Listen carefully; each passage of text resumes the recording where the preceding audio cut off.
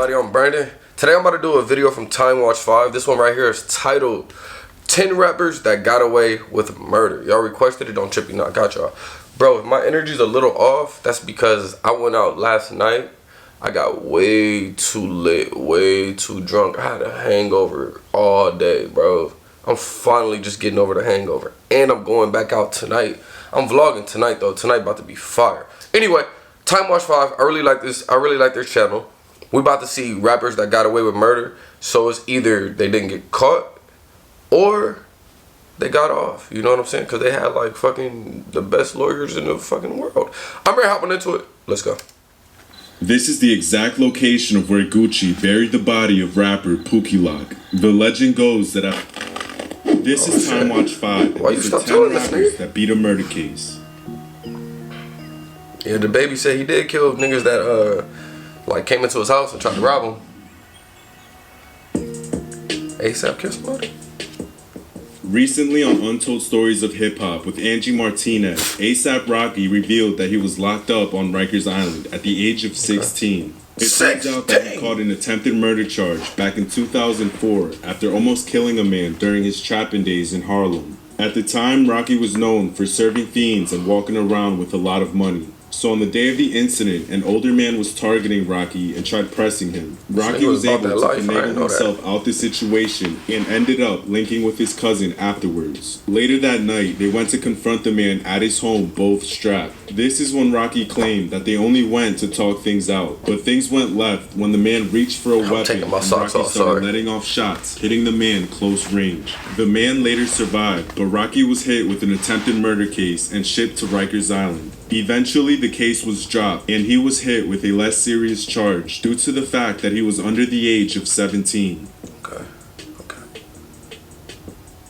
This nigga French. Yeah, must be part of Illuminati because he doing that. And beat a murder case at the very beginning of his rap career in the early 2000s. The incident took place on 133rd Street in the Bronx. Frenchie had went to a recording studio with a couple of people he thought he was cool with at the time. But behind his back, they had already plotted to cut his career short that night. Finishing the studio session, Frenchie was making his way out the building when he was ambushed by two oppositions. This is when shots and a scuffle broke out, leaving one man dead and Frenchie with a hole in his head. He even went on Vlad TV to show the scar on his head from the headshot. After checking himself out the hospital, he came home to a warrant for his arrest. At first, he did the race and left New York, but was later extradited back to face his charges. Eventually, he beat his murder case due to the fact that there was little evidence that he had fired the shot that took the man out. The court determined that the other man that was there to ambush Frenchie accidentally shot his own mans during the scuffle, automatically freeing French and allowing him to continue his rap career. Why would he shoot his own man? Alright. Gucci Mane caught a murder charge back in 2005 after detectives found the body of local rapper Pookie Lock buried in the woods near middle school in Atlanta, Georgia. You sure that's Pookie Lock? That ain't Pookie Lock? Gucci admitted guilt and claimed that he had no choice but to shoot the man in self-defense. It turns out that there was a $10,000 bounty on his chain, and 4 men in all black came to collect it while Gucci was visiting a female. Due to the fact that there was multiple eyewitnesses backing his story, the judge had no choice but to drop the case and release Gucci, justifying the body he caught and buried. This soon became folklore in the community, and the legend of the boogeyman of rap was birthed. Gucci went on to publicly implicate rapper Young Jeezy as the alleged brain behind the hit in interviews, as well as dissing him in tracks like Truth, where he tells Jeezy to go dig his partner up. Oh shit. Oh, was I blocking the camera? My fault. That's crazy. I didn't know that. Snoop Dogg was in one of the most mainstream publicized murder trials in rap history. The same year he released his debut album, Doggy Style, is the same year he caught the charge that could have ended his rap career before it ever even started. It was 1993 and Snoop was 21 years old when he had a heated altercation with a rival set in LA. At first, they were able to separate without it getting too serious, but later that same day, Snoop and his bodyguard at the time ran into the same oppositions in broad daylight at a park. Witnesses revealed that a rival member named Philip tried to check Snoop, letting him know what territory they were at. That's when Snoop's bodyguard got defensive and let off multiple shots from inside Snoop's car. Snoop then hit the gas and fled the scene. They didn't end up turning themselves in until after presenting an award at the MTV VMAs. But eventually, with the help of Johnny Cochran, the same lawyer that got O.J. Simpson off on his murder case, he was able to convince the jury that it was all in self-defense and got all his charges dismissed. Boosie. Go Boosie. Boosie Badass is one of the only rappers to be placed on death row for a murder he didn't commit himself. Back in 2010, Boosie was accused of paying teen hitman Marlo Mike to shoot his baby mom's brother, Terry Boyd. Nigga, you killed your baby mom's brother? Shooting Terry through a window over some disrespect in Louisiana. Since the hit happened that night with no witnesses or DNA evidence, the prosecutors had the whole case hanging on two factors: a recorded jailhouse confession and telephone records from Marlo traced to Boosie before and after the hit. It also didn't help that 2 weeks after the murder, Marlo got a tattoo of an AK-47 with the phrase in quotes, "Yo Boosie, who's next?" on his stomach. Eventually the case fell apart due to no hard evidence, and the jury found him not guilty, taking him off death row. Unfortunately for Boosie, he had just started an 8-year sentence for smuggling and selling large amounts of codeine, ecstasy, and coke, all from within the prison.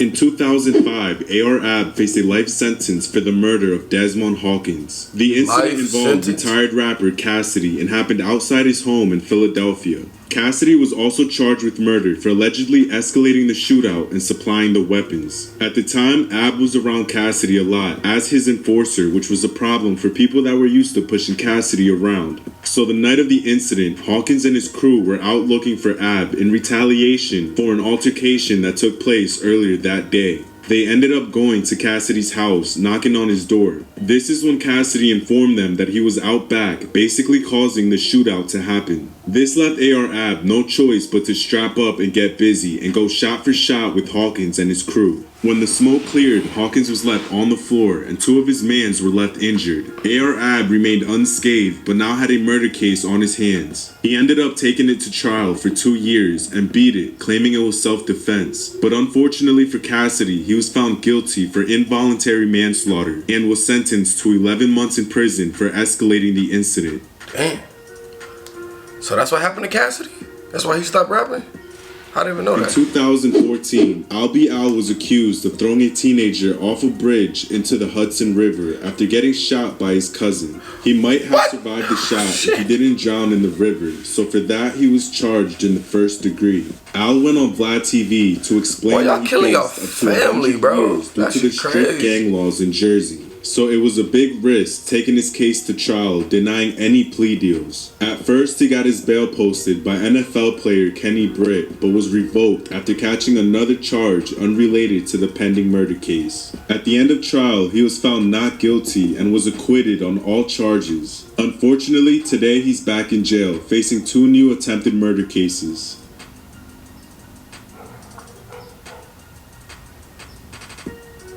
Tutu G's beat a murder case back in 2017 after an altercation in Miami that left 1 man dead and 1 man injured. The Brooklyn rapper was down in Miami Beach with a couple of his associates for a performance. Things then went left when they kept bumping into a stranger's Buick, trying to parallel park into a spot. The owner of the Buick and his friend both noticed and confronted them about the marks they left on their car. That's when Tutu G's driver allegedly yelled, "Get back," before shooting both Philip and Elias, the Buick's owner, and his friend. Police quickly arrived, and that's when they both got back into their white BMW, fleeing the scene and leading officers in a high-speed chase that ended in a car crash. The driver then decided to go out in a bang and attempted to shoot it out with the police, but was immediately killed by one of the officers. Don't shoot it out with the police. They practice that shit, bro. Arrested and taken into custody. One of the survivors ended up testifying against him, saying he was the trigger man that left him injured and his man's dead. But somehow Tutu G's was able to convince the court that the victim was lying about what he thought he saw. Eventually, the judge determined that the driver was actually the triggerman and not Tutu G's, automatically acquitting him on all charges and setting him free. Oh shit, he got lucky. NBA young boy. Young In niggas love NBA Youngboy. 2016, NBA Youngboy was snatched up by U.S. Marshals right before a performance in Texas and extradited back to Louisiana to face 2 attempted murder charges. Youngboy was accused of being the trigger man in a drive-by alongside 3 of his teenage associates. It's attempted murder, though. He didn't kill him, though. Pulled up on a crowd of opposition, got out the car, and let off multiple shots before getting back in and fleeing the scene. One of his associates was hit in the neck, and soon after, the driver crashed the car. That's when they all got out and ran off on foot before police ever arrived. At first, just the associate that was hit in the neck was charged, but eventually everyone involved was picked up one by one. In court, NBA Youngboy was honest about the drive-by and pled out to a lesser charge of aggravated assault. The judge told him that he was fortunate that he had bad aim since no one he shot actually died. And for that, she sentenced him to a suspended 10-year term, meaning he will serve the 10 years outside of prison as long as he doesn't catch any new cases. Oh, shit.